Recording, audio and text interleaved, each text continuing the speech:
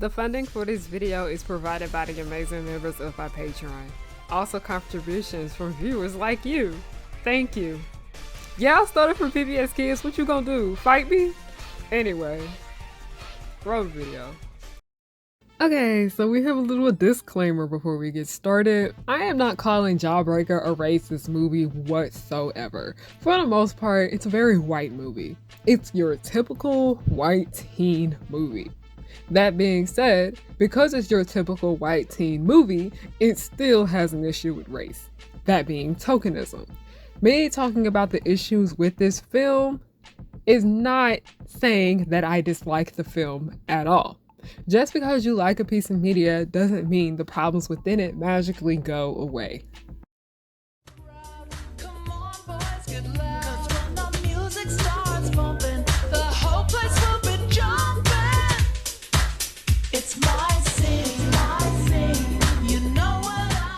As always, before we get started, I just have two cute little announcements. One, my book, Do Not Call Me Sis, which is a collaboration book between me and my friend Amaya. It is a collection of essays that covers the subjects of fandom, misogynoir, ableism, entertainment, and white feminism. It is a pretty much light read, only about 150-160 pages long. It will be available for purchase on my website, harryyoung.com, in a paperback, in a digital copy, and also in audio book. We spent the entire summer working on this right here. We would deeply appreciate if you all check it out. Now, the second announcement would have to do with the Waifu House. The Waifu House is having their own graduation event to celebrate all their accomplishments and their sisterhood. The link to the GoFundMe for donations is down below. Any little bit helps. Now, let's go ahead and get into today's subject matter.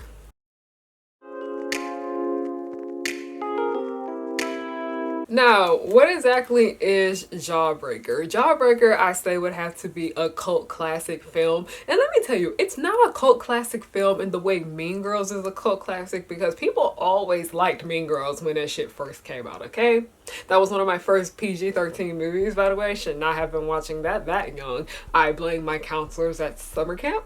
But Mean Girls, in the sense of it being a cult classic, is a movie that was widely praised, widely loved when it first came out, and it literally has influenced so much of people's lives and other work that people make in the near future, and it's a lot more popular now than it was in the past. Jawbreaker was critically panned. Jawbreaker was hated. Niggas did not like this movie, okay? But now Jawbreaker is praised. It is very much appreciative because people finally see the vision now of this film.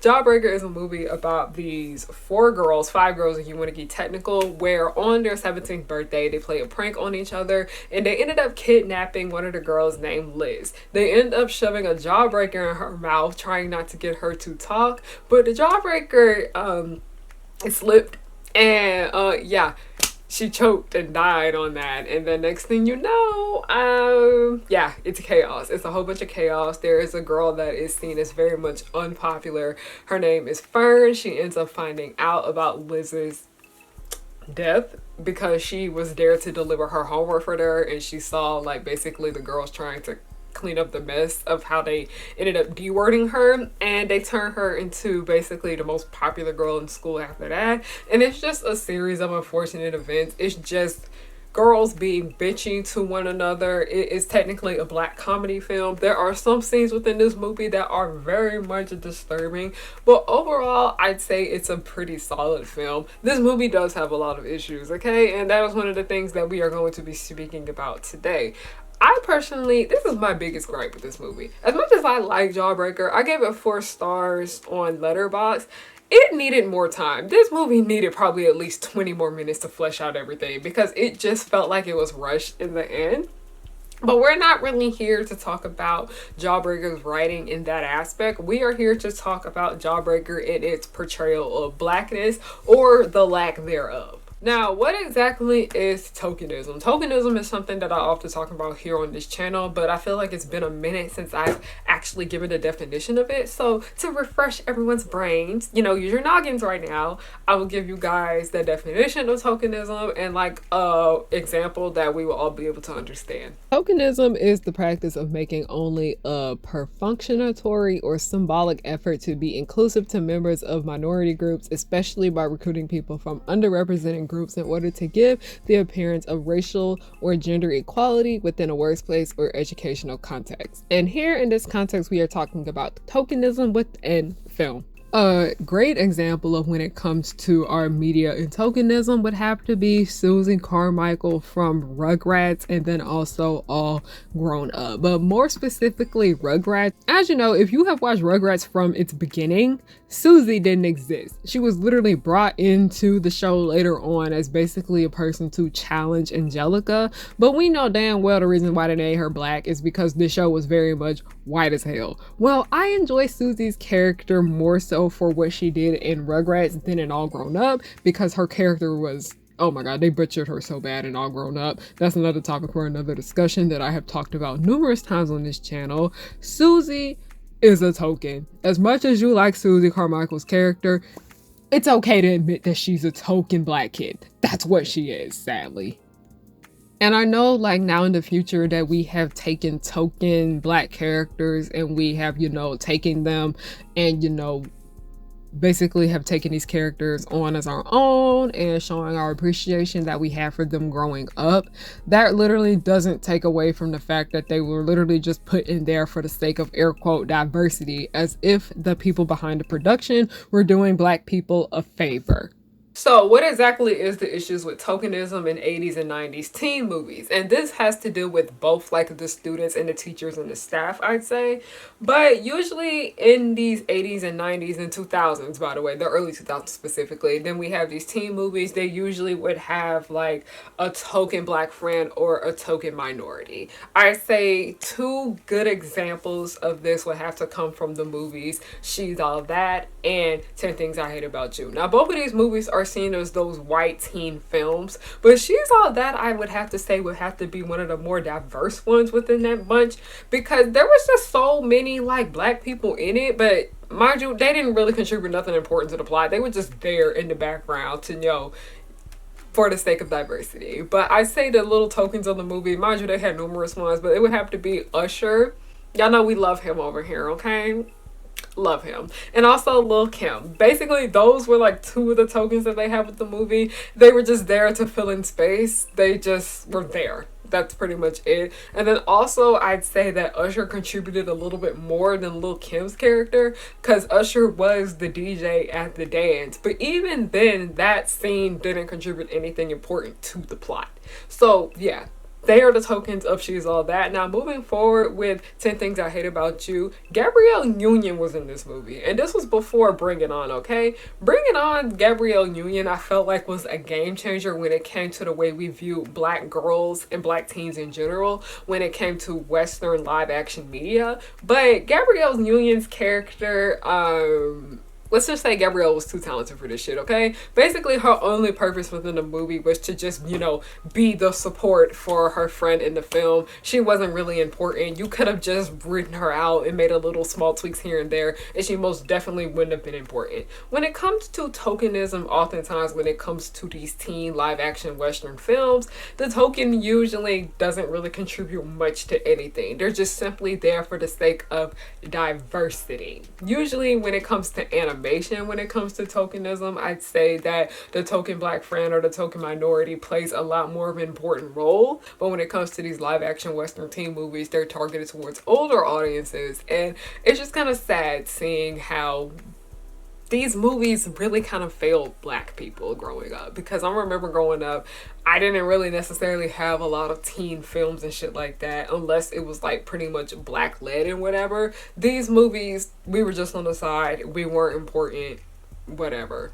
That's why I'm most definitely here for movies that usually are about black girls and women, created by black girls and women, or black men at least. But like my final note on this section right here, I said these characters contribute little to nothing to the plot, and all they when they do is usually the black adult, and that is a big pointer that we are going to get into next. Who were the tokens of Jawbreaker? It would have to be two very iconic figures when it comes to the black community, at least in America, I'd say, and that would have to be one, Tatiana Ali, and two, Pam Grier. Now, who are Tatiana Ali and Pam Grier? Most people know Tatiana Ali by the name Ashley Banks. She basically played Ashley Banks on the series The Fresh Prince. And unfortunately, this is the only thing that a lot of people really know Tatiana for, because a lot of the other stuff that she has been in was usually low budget, or she basically was the token minority or just a side character that wasn't really all that important. Like here in Jawbreaker, that literally was her entire character. She was just there for the sake of them fitting a quota. But also the way Jawbreaker used her in the film is weird, because it's the same way I noticed how they use like the black extras within the film. Because there's a scene in the movie where you have the main white girls, the main popular white girls of the movie. We see that there is like a little black girl just following them throughout the cafeteria. And then we see Tatiana Ali's character, Brenda. She makes appearances here and there, and she speaks here and there. And then we would see her sitting next to a black person within the class. And yeah, that's pretty much it. We would see them sprinkle in little black characters here and there, but for the most part, this movie really didn't do much of anything for representation with black girls. And unfortunately, that is something that still goes on within our media, where they will have like a cast of mostly white girls, and then the only black girls that we would usually see in the film are the ones that are just sprinkled in here in the back as extras. And that's just something that just goes and makes me think, like, you wouldn't want to cast a main black girl here, but you have no problem with hiring them as extras for the sake of saying you still want your work to look diverse. It's just something that I can't stand, and that is something that has personally affected me in my life when I used to do extra work. And when I would work on these white productions, I noticed that they would grab me and like many other black girls that would be on set to make it look like there's diversity within there, but usually the people in the main cast would most likely be white people. Now, moving forward with Pam Grier. Pam Grier is an icon, a beautiful ass woman, okay? Like, I adore her, okay? She is one fine ass lady. She always been fine to me since I was little. But Pam Grier, she is like the face of blaxploitation. People also know her as Foxy Brown. Pam Grier is an icon. She is a legend. She is the moment, alright? She basically plays the detective in the movie that basically is investigating the death of Liz, you know, the girl that choked on the Jawbreaker. Also, can I just mention how when it comes to discussions about Jawbreaker, Pam Grier's performance is literally like so under-recognized, because I'm literally reading the fucking Wikipedia plot of Jawbreaker and she's not even mentioned in it. Mind you, her character is actually very important, in my opinion, to this story. That just goes to show you that, like I said, this movie failed. No, they didn't even want to address that there was like black people in here in the plot. And I'm laughing because it's just so ridiculous, because I'm like, how do you have this big ass name in this movie and she's not even brought up in the plot? That just goes to show you that her character was of little importance when it comes to a lot of people when it comes to this film.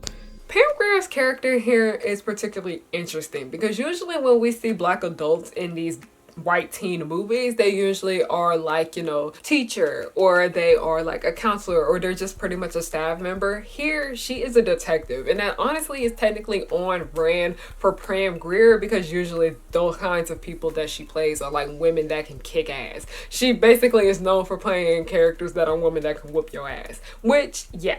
But here, looking at the subject of this, it's a very white world. We already have the problems over here with what they do with Tatiana Ali's character, where it's obvious she's just there to fit a quota. She doesn't contribute much of anything to the story. I do appreciate how they made Tatiana one of the popular girls, but like I said, we can write her out and nothing about the story would change. With Pam Grier's character, on the other hand, we can't necessarily write her out, but the way her character was handled in the end wasn't good. Pam Grier's character is basically there to antagonize, I'd say. She is there basically as an antagonist towards our main character, Courtney. Because Courtney, ooh, that bitch is fucking terrible, okay? But you're not supposed to like her. We're all supposed to hate her. But for the most part, I want to say that Pam Grier's character here is not a bad person. She's not the bad guy at all in the situation. She simply is just trying to get justice for Liz. That's pretty much all that she's trying to do. But we see that she is scaring the girls a bit, trying to investigate this entire situation. And it's just like low-key not a good look because, like I said, she's villainized, and this is the only black woman that we see in this fucking film. Aside from that issue right there, like I said, Pam Grier was amazing in this movie with the shit that they gave her. It just really bothered me when I see that, like I said, this movie needed like 20 more minutes to execute everything. It's like the movie just like got rid of her and just like forgotten about her in the end. And it was just so weird and off-putting to me because it's like the final scene that we see with Pam Grier, it doesn't even feel like it's her final scene. It low-key feels like we're going to see her again later, but we just don't. Because in her final scene, basically it is when Courtney basically staged Liz's, you know, the word we can't fucking say on this channel because it's gonna get demonetized. And she's like, yeah, we solved the case, it's done.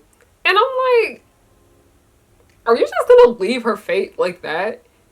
Are we just gonna end it on that note? You guys literally have fucking Pam Grier in your movie and you underutilized her like that. Mind you, I love Jawbreaker. I do.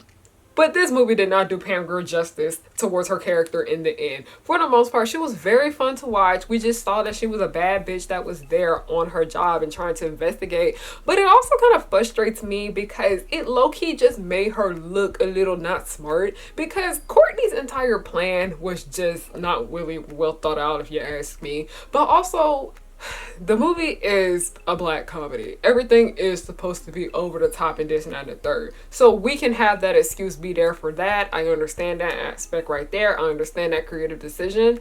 But it felt empty in the end. And I felt like there could have been something else there when it came to her character. If she popped back up in the end, after the entire thing where basically Courtney is exposed for what she had done to Liz, that would have been different. My opinion on Pam Grier's character may change, but it doesn't because they underutilized her so bad. Like I said, how do you get fucking Pam Grier in your movie and you do this to her character?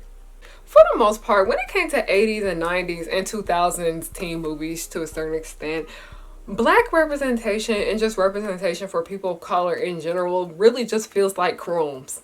It really is just feels like crumbs. Y'all know that thing where they be like, here nigga, damn? That's literally what this shit is. And I don't want you guys to feel as if I'm ragging on Jawbreaker too hard right now because I'm absolutely not. I know that this is a movie that is very much beloved by like the film community in general, especially when it comes to women in film. I get that. I understand that. But just because we like this movie does not excuse it has issues with race. Okay? It does, and I just have to accept it, okay? Mind you, these are things that I learned within school.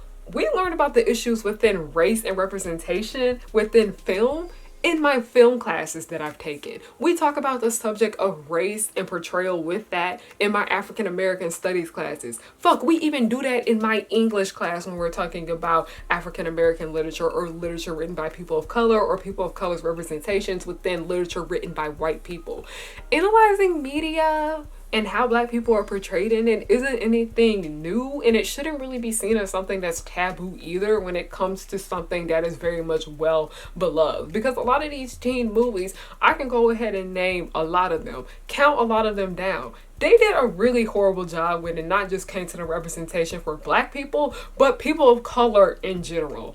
Race really isn't an important factor to the film, but this is something that just kind of like blows me a little bit. I feel like at this point we no longer really need like token characters within there, because it reminded me of something that Yara Zaid has said where she was like, I'd rather have no representation than bad representation. And that is most definitely how I feel with the movie Jawbreaker, with the treatment of Pam Grier's character Vera Cruz and Tatiana Lee's character, Brenda. But it's just like an ongoing thing that I have just noticed with so much of the media out here that we get. Because I noticed that as much as I love Sky High, one of my favorite Disney movies, period, it did have a problem with tokenism just as well. But for the most part, that's pretty much all I had to say. I just wanted to get on here and rant a little bit and just kind of like wrap up my thoughts in the end about how it just felt like crumbs. And I was like, in this day and age, stop doing this shit. We're tired. We're over it. Like, I don't know. It's just interesting to see how like the 80s and the 90s was when we were starting to see more like, minorities within film. But then I noticed that when I look back at a lot of this material, I'm just like, this isn't good. It was like, yeah, you're just here. That's it. You're not important. We're just doing you a favor. And I just really couldn't stand that. And I can see why Black media has its own problems, okay? The Fresh Prince of Bel-Air have its own issues. Martin has his own issues. All of them black sitcom series, The Jeffersons, Good Times, all of those series have issues. But I feel a lot more comfortable watching those when it comes to the subject of blackness than I do a lot of these white ass movies, simply because I'm like, yeah, it's obvious that they're just not putting a black person in there for the sake of air quote diversity. And while a lot of those old shows need work, I just don't feel like they are using tokenism over there for their advantage. But yeah, that's pretty much all I had to say. Thank you guys so much for watching this video. I am trying to get my shit together, and I've been wanting to talk about Jawbreaker a minute for on my channel, but I finally got my thoughts together and decided to make it on this. I was a little hesitant on making this video simply because Jawbreaker is a very much beloved film. Like I said, it was hated widely when it first came out, but it is beloved now. But I was like, yeah, on this channel we usually do talk about subjects like this, like nostalgic media, and I'm like, yeah, the movie has problems and it's okay to address them. But that's pretty much all I gotta say about this. Thank you guys so much for watching this video. Remember, Waifu House donations down below. My book will be coming September 26th year. And yeah, that's pretty much all I gotta say. Thank you guys so much for watching and have a good night.